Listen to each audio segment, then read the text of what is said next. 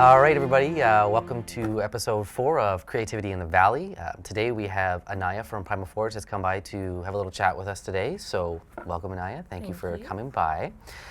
So the reason we kind of have these talks is because we want to get with local vendors and local creative people to see, like, what kind of gets you going, why you like to do what you do. And that's really the whole point of our Creativity in the Valley podcast, because I just, we're a small town, but there's a lot of big stuff that goes on in our area that people really don't know about. For instance, people won't know that you had some of your work shipped off to Florida to be, showcased and have images and get into a magazine, but we'll get into that later. But that's really what these conversations are about, and we want people to get to know Anaya and PrimalForged. So with that said, let's first talk about PrimalForged and what it's about and all that kind of stuff. Okay? Sounds good. PrimalForged, in 2010, my husband and I had attended a festival, and that festival is known as Kaleidoscope Gathering, and it's the biggest pagan festival in Canada, and that's located in the area of Eganville, and it was our first time going. We didn't know what to expect. At that time, all I did was actually install hair feathers into people's hair. And then when we went, we had such a fabulous experience there, meeting so many wonderful people. And by day 3, because it's a 5-day festival, I had come out of there and I was like, oh my goodness. Like, just so much inspiration, so much positive energy. And when I got home, it just hit me. It was like, it was like, this is what I need to do. That's what you need to do. So I'm just going to bring up this first image here of just one of the things that you've designed is, so then when we look at this, like, after you went to this festival, this is kind of what you came out with, right? Like, you end up coming out with, this is what you want to do and kind of create that kind of stuff, It right? was all about wearable art. So self-expression and being able to, what you feel on the inside being expressed on the outside. And I'm all about texture. So lots of texture, lots of different varying fabrics and, everything like that. And for it to stand out and to be an expression of someone's fantasy or imagery in their head. We serve a lot of cosplayers, Comic-Con, things like that. And that's really, really neat about what you're doing is, first of all, it's fashion, so it's more of a global scale, right? You can, especially with, like, the internet and everything like that, your reach can be so much bigger than it could have been 10 years ago in a small town, right? So for sure. Having that ability is, I think, really, really cool. So then let's kind of talk about you a little bit. Tell me a little bit about Anaya. Well, the biggest thing I can say about myself is I'm an advocate. So I come from a childcare background. And worked with children, loved working with children with special needs because my oldest son has special needs. And ever since then, now it's more about advocating for people's self-expression and being okay with that and it being acceptable. So that's probably what I'm really passionate about. That's would be the basis of PrimalForged and getting this sort of out there. And that's cool. Because you talk about being an advocate and having your beliefs and what you kind of like to do and helping others kind of get that way. That's really, you do kind of intertwine it with your PrimalForged, right? So when you look at, I know that all the people that I've met through you so far, Raven being one of them, you really show that, and they're able to express themselves through kind of what you do with PrimalForged and what they wear, right? And I have a lot of people that that artisans that come to me that are maybe shy, that don't quite know how to get out there, and I'm all about giving them the support that they need and making sure that the world sees them. Very cool. Very, very cool. So we're going to go on to kind of my 5 creative questions now, and I'm going to bring up my next image here of, this is one of the images from the apparel that you had sent out to Florida, and I think that's, I think that's super cool. And then to me, it's very unique compared to what you would normally see in any kind of fashion shoot or even just a local type of shoot. So the first question is, do you strive to be unique in your creative endeavors? Oh, always. Always. A lot of the time it's about collaboration though, right? So people will contact me, they'll have some general ideas and things that they put forth, and then sometimes I get the comments like, oh, here, and they give it to me and they're like, you just make it, perfect. Yeah. But I'm very much the kind of person that likes to take the time to work one-on-one with my clients. Yep. And making sure that it's exactly what they see in their mind. Yes. And just make it a reality. Yeah. So it's not always what I see, but it's trying to interpret what's there for them. Yeah. And trying to, so I talk to them about their life and the things that they do and stuff, and that helps me get to the answers to come up with it. It's we talk about collaborating, and I'm going to come back to that because you and I have collaborated a few times now. But when we talk about your experience or like what kind of experience have inspired your work, you kind of already talked about the kaleidoscope being that experience, and that was my next question. But you kind of already answered that. Is there anything else you can add to that kind of question? So like the who or what experiences kind of inspired where you are? The people. The people? Just the people. Yeah. Yeah. The people, and I mean, like I said, the specific land that Kaleidoscope takes place on, and the festival itself.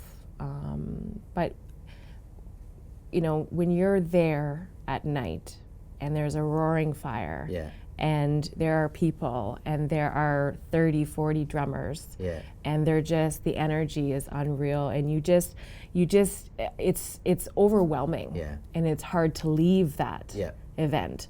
But when I come out of there, I feel refreshed. I feel rejuvenated. I'm raring to go for another year. Yeah. And there's so many conversations and things that I've had during that festival that it's like I'm a computer. I got to download all this, right? So, and as far as inspiration, during the off season when I'm not traveling to festivals, it's spending time with those people that initially brought that inspiration on, that helps me sort of get through, the winter months of collaboration and creativity. So I'm going to bring up the next image here of this is, I think it's Poland is where this outfit was taken, right? So how did that kind of come about? How did this person contact you and you end up making this outfit? Like, how did that Right, well, Savra, who's the model in that photo shoot, I had just come across her on Facebook. Yeah. And she has dreadlocks, and she has, there's an album called Pagan Souls from this particular photographer. And I checked out the album, and I loved the work. Yeah. And so I contacted Savra and I said, hey, and she's like, oh, I love your stuff, I'd love to, So, and then we just worked out what we wanted to make and do, and I shipped it off and waited a few weeks, and this is what they sent back to me, and I was just flabbergasted, really. I'm very pleased. It's a very nice image. So then my next question is, when was the first time that you realized that you were a creative person? Well, it was in 2010. Okay. Before that time period, I never considered myself a creative person whatsoever. I would shy away from it. I wouldn't have anything to do. I can't even draw a stick man. Okay. Right? So, but it was during this festival season that I was like, wow, I have something burning. And it's really kind of cool that it took that experience in your life to click that fire in you to be like, this is what I want to do, right? Yeah. So again, another image that I'm proud that I got to take the picture of. This is where I want to talk about that collaboration, and you talk about being creative. I mean, I think the only thing I knew about this whole shoot that we were going to do is I think you sent me a picture of the headpiece. I think that's what you did, I believe. And I think what's really kind of neat about how this shoot ended up going in terms of that creative thing is you had the headpiece, you guys showed up. I didn't technically know what I was shooting, it wasn't there, but as soon as we saw what was there, I think that creativity for both me and then obviously you with what you put together, it really kind of shows through in the images, right? And I think, And, I think on that day I had created a headdress that was the Earthbound one. Yeah. And I actually created that with dirt and sculpted it. Yeah. And the mohawk portion was later on, And I mean, Raven just knocked it out of the park. So She did. yeah. I don't think I have any images of the mud hat in here today. We'll try and add it in afterwards. But that was another thing too, that conversation is, I think I wanted to shoot something and I threw something at you that I was like, can you do this? And then you just took what I thought, you started to put it together, that the mud headdress, showed me the images, and then I was like sold. And it was kind of cool because that was a complete collaborative process, right? It was from I had an idea in my head, and then I kind of showed you, okay, well, this is kind of what I want. Then you built it, I saw it, and then everything just went like boom from there. Yes. And I had never made anything like it before. Yeah. So I was literally out in my backyard, you know, digging with a shovel to get quality earth, you know, and to create that piece. But the Mohawk went through a few stages of development, because originally it didn't have the horns. It didn't, you know, it just was the hawk itself. And last year for Kaleidoscope was Bone Dance, and so I had added some bigger items onto it and make it even more better. And today we have the Mohawk with us today on set, which is really, really cool. Okay, sorry. Next question is, how do you deal with creative blocks? I don't. You don't. Okay. I don't deal with them. Okay. So what I do is, I mean, if I'm feeling not creative, or I'm just like, as you describe, a block, I just don't. You just don't. Because I feel like if you force it, I just end up wanting to throw something through a wall. Okay. Yeah. That's cool. I'm not. I'm a pretty patient person. Yeah. But I'm not patient so much with myself. So I'm rather just put it aside. And wait until. If I'm feeling creative, but I'm not as motivated, music. Yeah, music. Yeah, that's a good one. Yeah, but that's kind of neat. So it's like you're not finding something to deal with the creative block. It's more like you're using that patient side of it to be like, okay, I know it's going to come back to me. Yeah. And then when it does, it's like, all right, I'm going back in. Yeah. That's kind of cool. And then this is kind of the same question, but is there anything specifically that you do to get into a creative mindset? Again, we talk about Kaleidoscope, and that really helps you. But is there something else that you use to kind of get you? My husband is a djembe drummer. Okay. And I find that can help. Yeah. Puts me back into that fest place. Yep. And again, just being around those people that I call my friends, my family. Yeah, and that's pretty awesome. So then the next image we have here is, I don't know when you made this dress, but this one's really cool. So what, was this an order for you, or is this like, this was an order for you? That was a custom request that was put in through, we're on Etsy as well, so, and I believe that one shipped off to BC and for a festival. Yeah. And so it was, you know, client was, these are the colors I'm looking for, that sort of thing, and they know what we bring as PrimalForged, very textured, very boho, gypsy, you know, and so I put that together. That's very cool. I love your work. I just love to look at it most, like, really. I mean, I know when you post stuff, I'm usually looking at it right away because it's just fun to look at, because you're so creative with the outfits that you make and what you put into them. So yeah, I love that image. And if this is a hard one, but do you have a favorite piece that you've created, something that you like absolutely love? Oh, that's a hard one, because there's been many that have been really hard for me to let go of. But I think one of the ones would be the Mohawk. The Mohawk. Yeah. Yeah. So you're not gonna let that one go. Be hard pressed, I think. Yeah. That's all right. So now we're going to kind of talk about the work that you do and everything like that. So we already know how long you've been doing it, since 2009, 2010-ish, right? Yeah, so PrimalForged really started 2011 officially. I feel like all the rest of these questions are going to be, you've answered so many of them already, because again, the next one is, how did you get the start? Well, we talked about Kaleidoscope again, and you know, how being there at that moment in your life really affected where you are kind of now, right? So I'll just go to another image, because we'll talk about this one. And we talk about textures. So this is the same model. Savra, from Poland. And again, we talk about textures, and we look at this. I mean, the photographer did a great job too, because he's using textures in his image, and you've got your textures going with this. So again, do you want to go about, do you want to talk about how you created that that piece? I know it's not all yours, but I know the dress part. Piece, yeah. So PrimalForged, we have a very strict criteria. that we follow as far as how we make things, and a lot of it is eco-friendly, upcycled, recycled fabrics. So we don't purchase anything that is, as far as like real authentic fur, it's all upcycled coats, things that are going to end up in the landfill. Yeah. So we won't buy, even if someone were to offer me a newer fur coat, I wouldn't take it. Yeah. But if it's antique, then we will. So those are important things for us. As far as like other materials, we don't support sweatshops.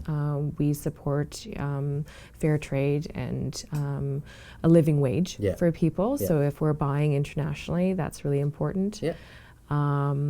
So, those things are really important, and that particular skirt was put together using an antique raccoon coat that we had, and the same with the arm cuffs, and the leather that was used for the arm cuffs were taken from an old coat as well. Okay, very cool. So kind of explaining how you got it there. So then my next one, I guess, is what do you bring to the table that others might not? So when I think about PrimalForged, I think about fashion, or at least what I think about, and the creative side of it. And what do you bring to the table that like you think like nobody else can kind of do this, or? I would say passion. Passion. Because I'm an artisan, and every artisan has their own creativity. It's my own creativity. So if you want a part of PrimalForged, you're sort of wanting a part of me. That's what it is. So, and I think that's what makes every artisan special. I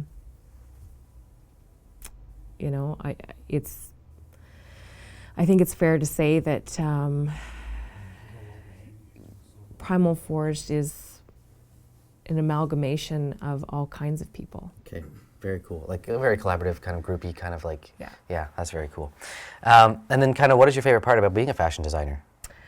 Well, this is the thing, okay, because I don't really consider myself a fashion designer. I'm a designer, but it's more, again, about the wearable art and self-expression. So, I don't know. Wearable art, I like that. That's a nice term, right? Like it's not saying that you're just creating fashion. It's saying what you're creating is art, and it's wearable, and people will like want to see it, right? Which is that's awesome. And then why did you choose the name PrimalForged? Well, I mean, it has to make sense, and I primal is sort of how I feel about my art. Very wild, tribal, sort of, so primal seemed to fit. And forged just being that we make it, My husband, Tommy Hawk, really helped come up with the name, and we tossed and turned about it for a while, but then it just started to flow off the tongue, and I thought, no, that's it. It is a perfect name for what you do. Like really, I don't think there could be another name. I don't think that would suit what you do, because it's so true, right? And it's not because we do so many. Like, yes, it's all wearable art, but we have so many different things that we make. It couldn't just be like we don't just make headdresses or just make tops or just make skirts. It's the whole gamut, right? So it's true. So then I've got the last image up here. Of course, I ended with one of mine, because that's what I get to do. I'm lucky like that. Do you want to talk about that? Do you remember that shoot at all? Do you want to talk about it a bit? We were really loving those trees, right? Like they're amazing. Where you brought us was great. Well, do you remember I had said 10 years I had been waiting? 10 years I had been waiting to find the right type of shoot to do there, and you guys made that possible. Raven Blaze, again, just amazing girl. She's pretty awesome. Just very talented. So I had kind of run out of the house with Raven and was like, oh, grab this. It was very sort of, because I think I had gotten a text from you saying, oh, bring something extra if you wanted to.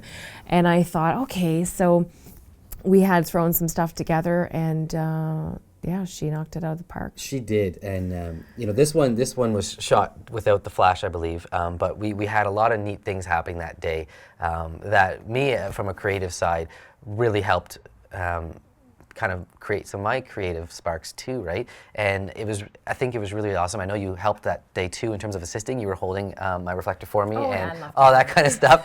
It was pretty awesome. But I know every time that I've been able to collaborate with you and get something together, I think it's always been an amazing experience for me personally, and hopefully for you as well. Yes. Oh, yeah. And I know, again, it's an image I don't have, but the last shoot that we got to work together, we did it out in a barn. Yes. And we did some in the studio with the wings that that you had put together. It was you that put them together, Yes, right? The wings. yeah. And that, I think, so far is, again, when I look at how you and I have kind of collaborated, is this was a case of you showed me something, and I knew in my head how it was going to kind of turn out, right? And I think we had a great time that day. Even though it was wet as heck out there, it was a really, really awesome day. Yeah, we've had some doozies of weather. I mean, even when we were in Petawawa with Casey, Yes. you know, Yes. we had to, the clouds opened up, and, you know, there were, you know, some interesting weather things going on. And most of the days, I think, except that day, except for this one day here. I think that was a nice day for us, I think. Yeah. But yeah, most of the other ones have been kind of dreary for us and kind of. But we always make it work. We do make it work. So, you know, I want to thank you for coming by. Awesome. I obviously hope the best for you in terms of PrimalForged and everything, because, you know, now that the whole Florida thing, I think, was awesome. Being able to ship your product out to that, get a shoot done, then get in a magazine is fantastic. Yeah, And you know, I think you're doing an awesome job with what you do, and I congratulate you. I think you're a very creative person. Thank you. And I obviously can't wait for the next time that you and I get to do something together. Oh yeah, there's going to be lots more fun to be had. So. Awesome. Thank you so much for coming, Anaya. Yeah, thank you. You're welcome.